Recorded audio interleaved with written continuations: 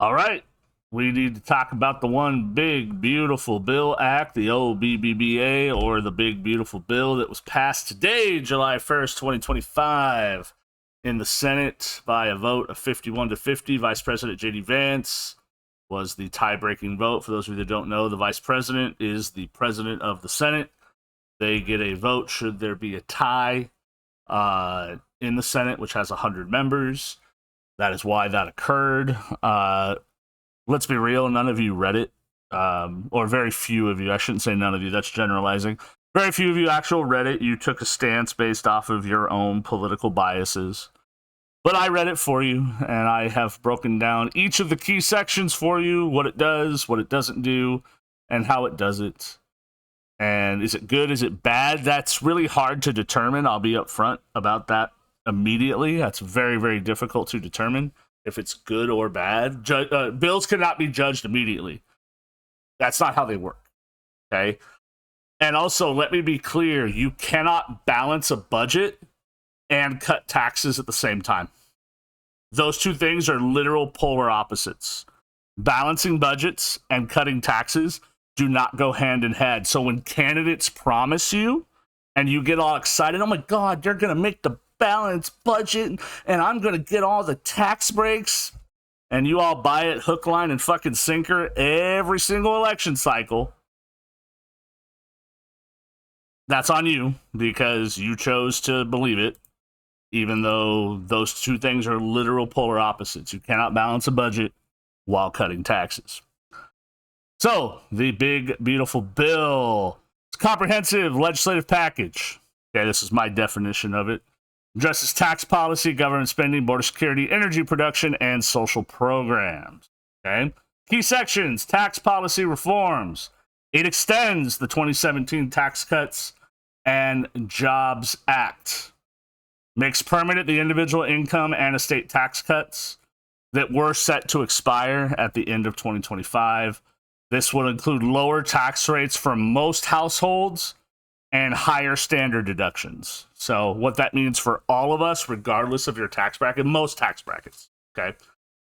It eliminates the federal, it gets rid of the federal income tax on tips and overtime pay until 2028. Okay, so starting in January, this bill does not take effect right away. It's not how bills work. They take effect when the year starts.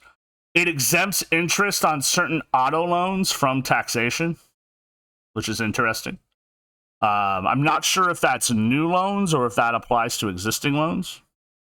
Increases the small business tax deduction from 20% to 23% for qualified business income for partnerships and S corporations. So if you fall into that qualification.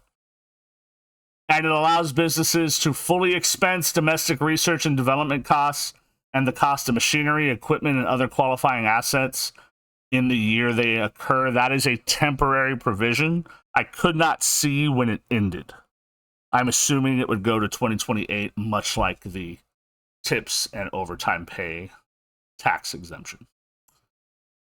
SALT, not what you eat, or the Strategic Assault Limitation Treaty for nuclear weapons, but state and local tax deductions. It raises the SALT deduction cap from $10,000 to $40,000, benefits taxpayers in high tax states like New York, New Jersey, California. This is a benefit if you live in one of the bigger states that gets taxed, that has higher tax brackets. Child tax credit permanently increases. Permanently increases. That means another law would need to be made to decrease it. The child tax credit to $2,200, the Senate version. The House version proposed $2,500, but reverts to $2,000 after 2028. Trump accounts creates tax-deferred child savings accounts, seeded with $1,000 per newborn, with parents able to contribute up to $5,000 annually, invested in a U.S. index fund, locked until age 18. There you go. They're called Trump accounts. Trump doesn't own them. He can't control them. They're seated within the U.S. government. Estate tax reduction raises the estate tax exemption from $7 million, set to take effect 2026, to $15 million. reducing taxes for wealthy heirs. So if you are set to be the heir of a bunch of money, there you go. Party support. Republicans strongly support the tax provisions. Guess what? The Democrats don't. Shocking, I know. Part of this bill was strongly sponsored by Representative Arrington, Jody Arrington, Republican from Texas. Specific tax provisions were shaped by the House Ways and Means Commission. That's who's going to be the the House Ways and Means Committee. That's the committee that's going to be working on tax bills. Anyway, donors and lobbyists. Yes, I did this work for you and actually looked this stuff up. National Taxpayers Union, the RATE Coalition, they're advocates for tax policies and supporting job growth. Job Creators Network, America's Credit Unions, National Association for Manufacturers, that is a union, National Association for Home Builders, another union, support tax cuts for investment and growth. They believe that if businesses get tax cuts, they will reinvest that money back into their business. Some do, some don't. That's the old trickle-down economics from the Reagan era. Some do, some don't. Lobbying influence. The U.S. Chamber of Congress, for some reason, is a top lobbying client. In 2025, they spent $19.78 million, which likely influenced tax provisions favoring businesses. You can determine if that's good or bad. Other influential groups include trade associations and corporations advocating for permanent TCJA provisions and business deductions. Spending and costs. Tax cuts are estimated to cost $3.8 trillion over 10 years. Tax cuts cost money. You cannot make money to balance a budget when you cut taxes. I don't know why you all think that we can balance a budget and cut taxes. That's literally not how that shit works. Okay? So the Congressional Budget Office, the CBO, estimates the bill, including tax provisions, will add $3.3 trillion to the federal deficit over the next 10 years. Republicans argue that only $1.5 trillion is quote-unquote new debt. I don't know where the fuck they got that term from. Debt is debt, whether it's new or old. Like, I had credit card debt from 10 years ago. I also have credit card debt from last week when I paid for my daughter's recruiting stuff. It's still debt. It doesn't matter when I fucking accrued it. So, I don't know where the hell they got that from.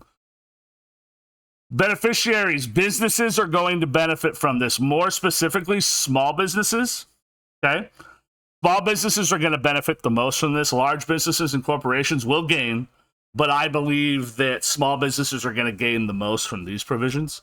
High-income households, they're going to benefit from lower income if they make a little bit less, and they're going to benefit from lower estate taxes. So they're gonna have lower income taxes and lower estate taxes, especially in higher tax states, which is interesting because those higher tax states, at least in the higher taxed areas, tend to vote blue.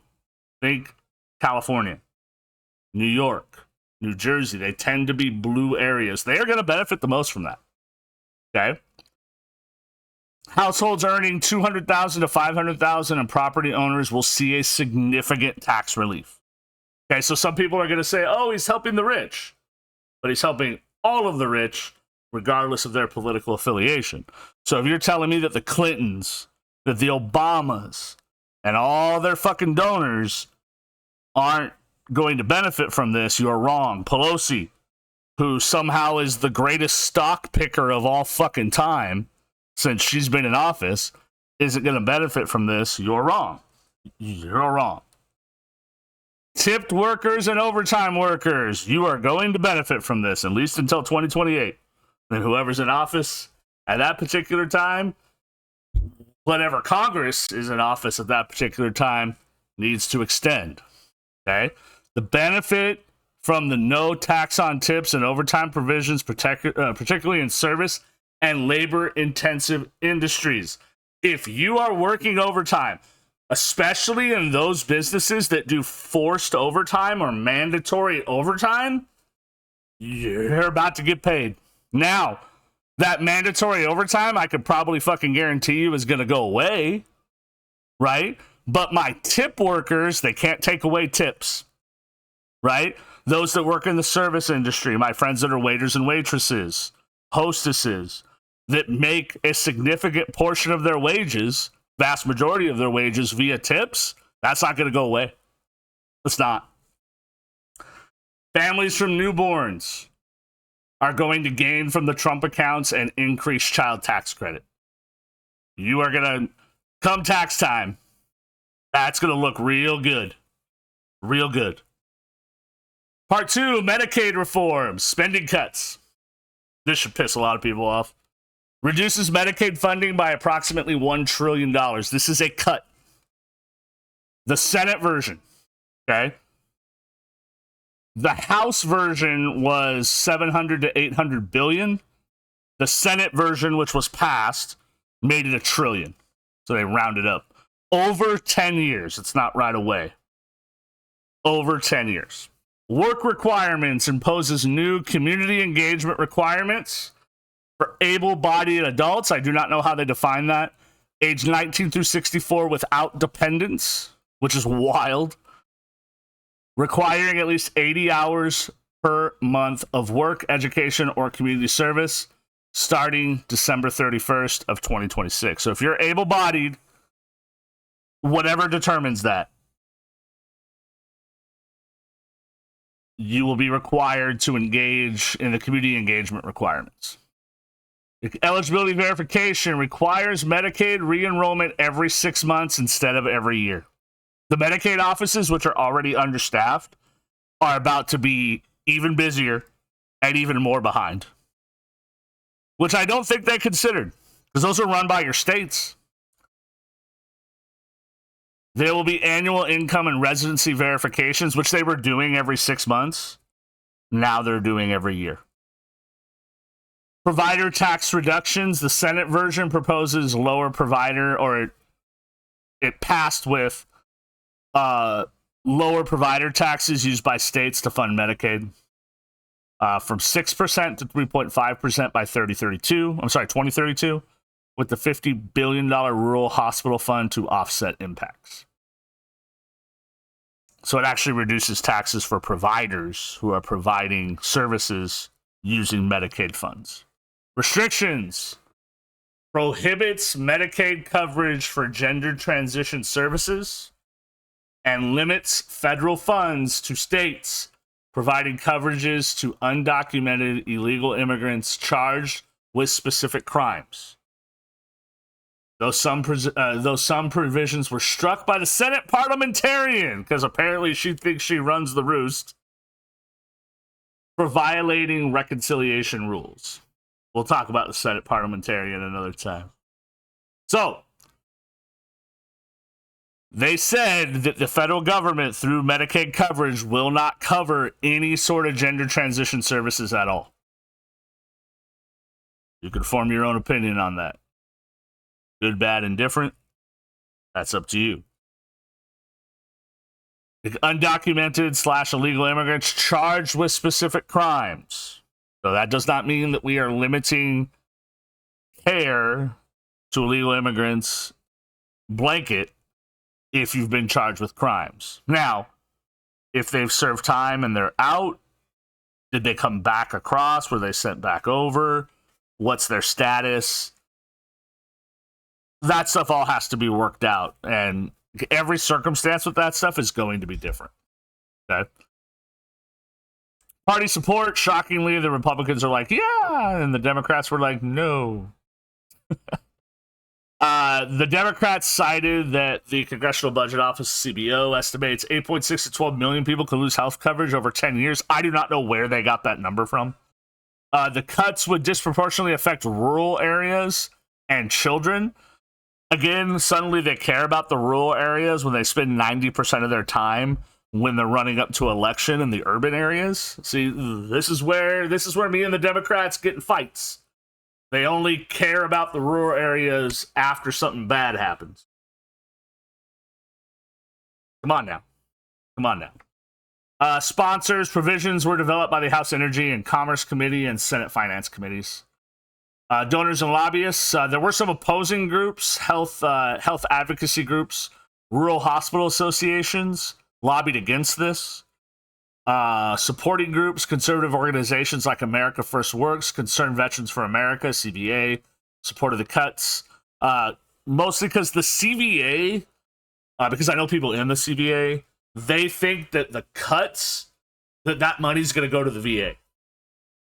I don't know if that's going to happen. They can't guarantee that, but they think that. Okay.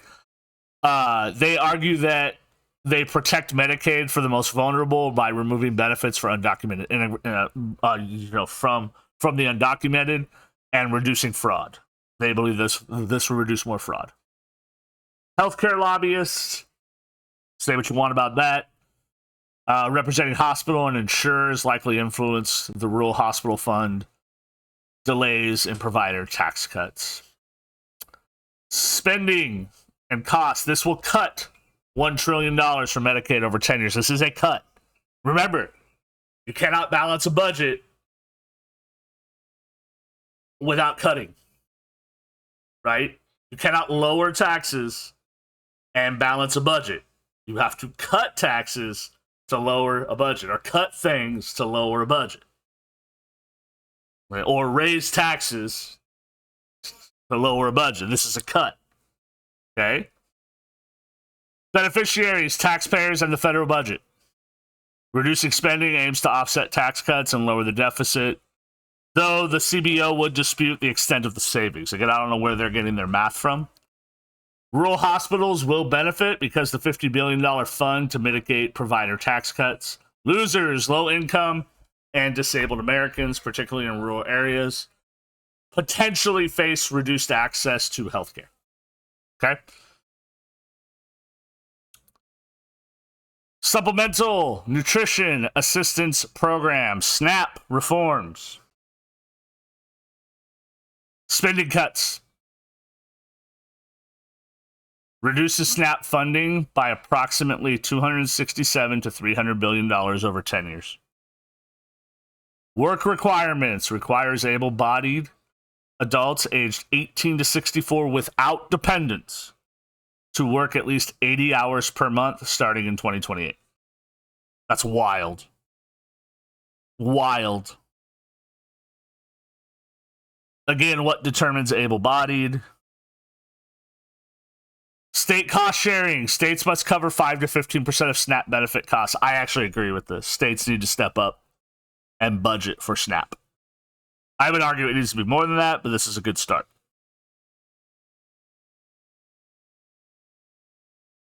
$75% of administrative costs need to be covered by the state, not the federal government. Currently, the federal government fully funds benefits and covers half the administrative costs. So they're not asking for a lot. They're saying, hey, we're now only going to cover 25% of administrative, and you're now going to cover only 5 to 15% of the SNAP benefit. So states are going to have to realign their budgets. And states that are shitty with their budgets, like where I'm at in Arizona, are going to have to fucking figure that out. Good luck. Good luck. Increased paperwork, expands burdensome eligibility requirements, including to families with school-age children and older Americans. It does risk benefit cuts for up to 11 million people. I don't know where they're getting that number from, because it sounds like it should be higher. This is me being real with you. Okay, because for those of you who know me, you know my politics, you know where I'm at in terms of government involvement. Because there's way more families with school-age children that probably qualify for SNAP. Okay. Party support. Republicans support SNAP reforms to reduce spending and promote work. Okay. They haven't been shy about that. Fiscal conservatives like Chip Roy push for these changes. Senate Republicans, including John Cronin, I think that's how you say his name, supported the cost-sharing provision. The cost-sharing provisions, I am all for. It gives the states more responsibility, which they should have. Democrats oppose these. They argue the cuts in paper requirements will hire low-income families in particular, including in areas with limited job opportunities. Again, they're saying rural areas without saying rural areas. Again, This is where the Democrats fail yet again, because they do this all the time. They only care about the rural areas when some shit like this goes down, not when they're running for their election, not when they're making their promise. Okay? Donors and lobbyists, some opposing groups were anti-hunger groups. State governments likely lobbied against this because they have to actually do some fucking work. I do not care that state governments lobbied against this because they need to do some fucking work. They need to reform their DES, Department of Economic Security departments anyway, and this is the time to do it. Supporting groups, America First Works, encouraging federal spending and encouraging self-reliance. Spending costs, this will cut, again, $267 to $300 billion from SNAP over 10 years. States will bear that additional cost of funding and the administrative costs that we talked about. Okay. Beneficiaries, taxpayers, and the federal budget. This is a cut. That benefits the budget. It benefits the taxpayer. Losers, or who it impacts, I should say, not losers. That's a terrible way to say it. Low-income families, including an estimated 9.2 million with school-age children and older Americans. I don't know where they're getting those numbers from. It sounds like it should be higher. Okay, job-scarce areas could be at a higher risk as well. Border security enhancements. Increases funding for border security infrastructure, technology, and personnel to combat cartel activity, alien smuggling, child trafficking, and drug smuggling. Provides additional resources for immigration and customs enforcement, ICE, to expand deportation operations. Allocates funds to make border security gains permanent. Party support. Shockingly, the Republicans are like, yeah. The Democrats are like, no. I don't understand how you say no to this, but sure. Sponsors. Provisions were developed by the House and Senate Judiciary Commission. Jody Arrington, Texas, other border state representatives argued for and against this as well. Supporting groups, America First Works, conservative organizations, lobbying influence was definitely there. Beneficiaries, border security agencies definitely benefit. U.S. Customs Border Protection, ICE. Those who don't benefit are illegal immigrants, I guess. So this is a cost. This will increase the budget. This will increase the deficit. Okay, this is a cost. All right? Now, some of you are probably thinking, so we're cutting SNAP to increase the border. Well, you could say that. That's just the order I put it in. Okay, you could say that about anything else, too. Well, we're cutting this to do that. Well, we're raising this to do that. This was always on the agenda. This was on Trump's agenda from day one. So, defense spending, because we don't spend enough, right? Increases defense spending by $150 billion for a naval fleet expansion, Golden Dome missile defense system, because we need that, nuclear deterrence, because we need more nukes, next generation aircraft and munitions restocking, service member housing, healthcare, and pay improvements. That's the only fucking one that should be on there. I'm going to say that right now. That last bullet point, service members, housing, healthcare, and pay improvements, is the only fucking one that should be on that list. Period. The rest of that shit, we don't need. Our R&D is through the roof. Research and development is through the roof. You don't need $150 billion for any of that other shit other than improving housing on basis, improving the health care for current service members, including guardsmen and reservists, okay, and paying them more. Period. The rest of that shit does not need to be there. This is the only one I will give you my opinion on. My straight up opinion on. If you want my opinion on the other ones, ask in the comments, and I'll make a separate video for it. The rest of that shit, don't need it. We have more nukes than anyone else, except for maybe Russia, but half of theirs don't fucking work. They can't even beat Ukraine in a war. Come on. This requires the Department of Defense and National Nuclear Security Administration to submit spending plans, because those won't be fucking accurate, and expenditure reports to Congress. Congress can't read. Come on. Prohibits agreements requiring payment of funds after September 30th, 2034. I don't know why. Republicans are like, yeah, more military spending. Woo! Yeah, we like it. Democrats are like, some of us like it, but the other ones are like, I don't care. This is stupid. Let's do something else. Defense contractors love this shit. Lockheed Martin got a boner. They were like, yeah. Concerned Veterans for America likely supported this. I don't know why. Like, why would a veterans group support this shit to make more veterans? Hey, let's blow shit up. No, let's stop blowing shit up. Let's stop blowing shit up and blow more. You know what I'm saying? You know what I'm saying. This is a cost, $150 billion more to defense. We spend more than the next 26 countries combined, 25 of whom are allies. It's ridiculous. Service members would benefit, but they should benefit the most. They should be the only beneficiary on here. Energy policies. We're getting towards the end here, at least of the major points. Okay. Promotes U.S. liquefied natural gas, LNG exports to create jobs, generate tax revenue, and supply allies with energy. Phases out Inflation Reduction Act, the IRA. Clean energy tax credits worth about $522 billion to reduce federal spending. Republicans support the shit out of this, particularly for LNG exports, reducing green energy subsidies. They want those subsidies gone. The Center for LNG and National Association for Manufacturers endorse these provisions heavily. Okay? Democrats oppose the elimination of clean energy tax credits, citing an estimated job losses. They say 686,000 jobs are potentially at risk, and environmental setbacks, which they cannot prove. Literally, they can't prove it. The environment's going to be impacted. How? We don't know. Literally, they don't know. Supporting groups, again, the Center for LNG, fossil fuel industrial, support groups, jobs, things like that. Because this will also add jobs.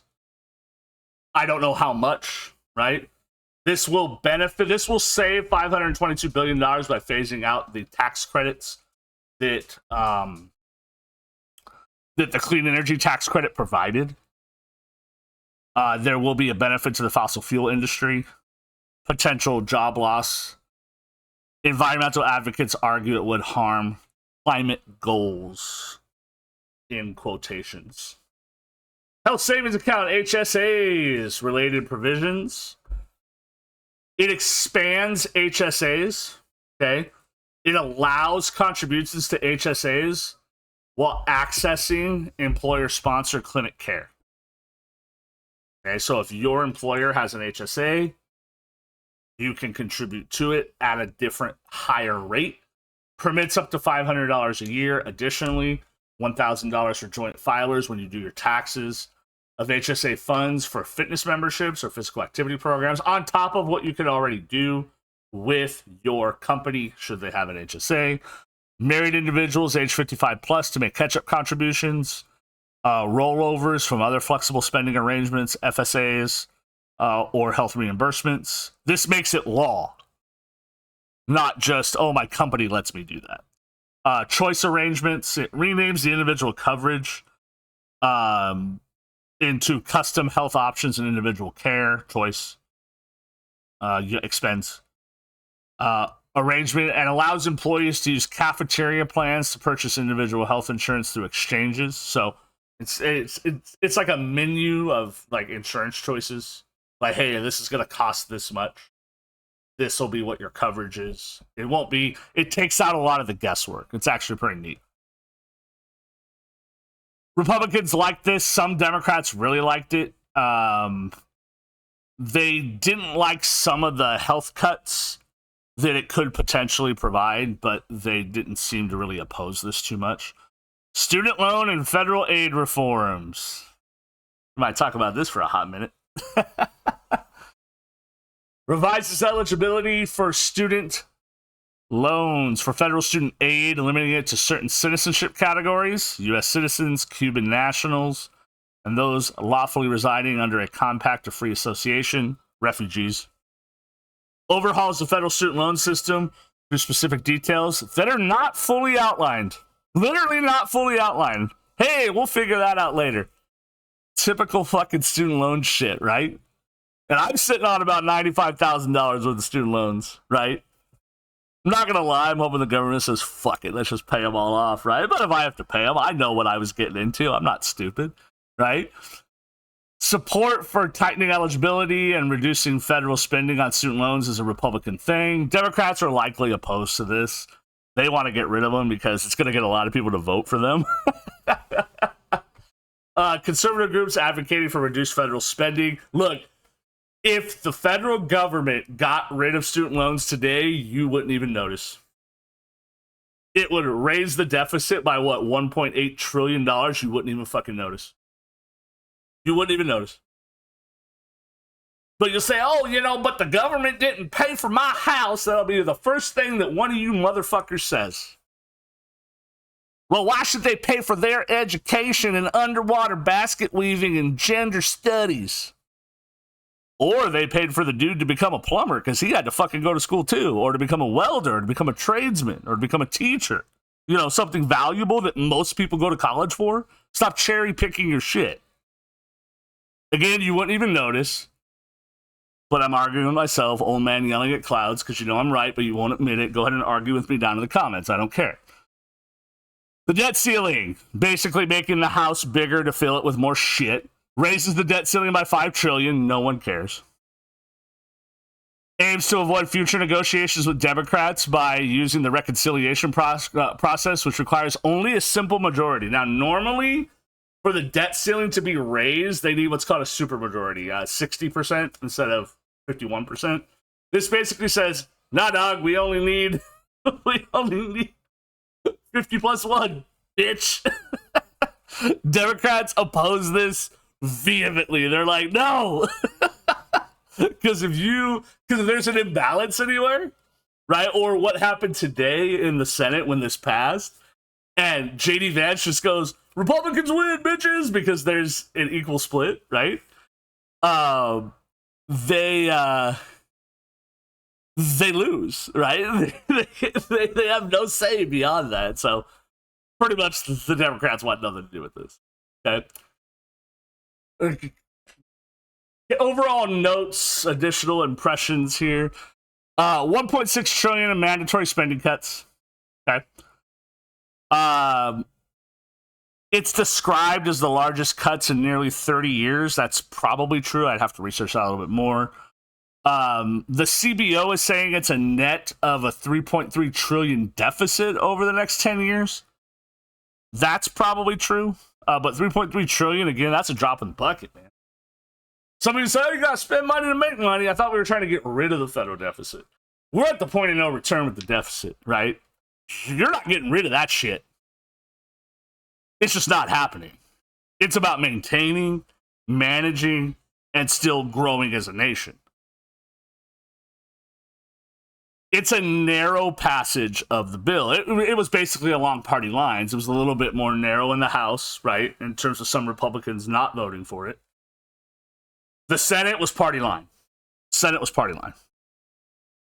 Okay, fiscal conservatives, like actual Republicans, do not like this bill. All 4 of them. Because they want deeper cuts. Now, remember, deeper cuts are going to be more taxes and more services gone. Because the government cannot control its spending, who has to pay for it? We, the people. Okay? When the government cannot control its spending, we, the people, pay for it. Through cuts, through higher taxes. Okay? Through program cuts and higher taxes. You cannot have tax cuts and a balanced budget. Remember, taxes fund the government.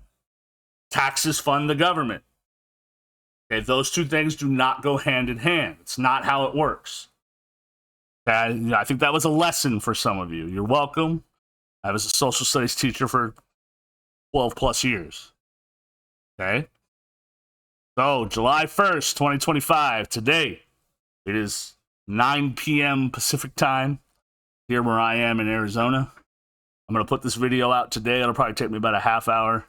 I'm just going to let it rip, load it out, get it out to everyone. I hope you guys enjoyed this lengthy breakdown. I gave you guys a long one. You're welcome. But I hope you guys learned something from it.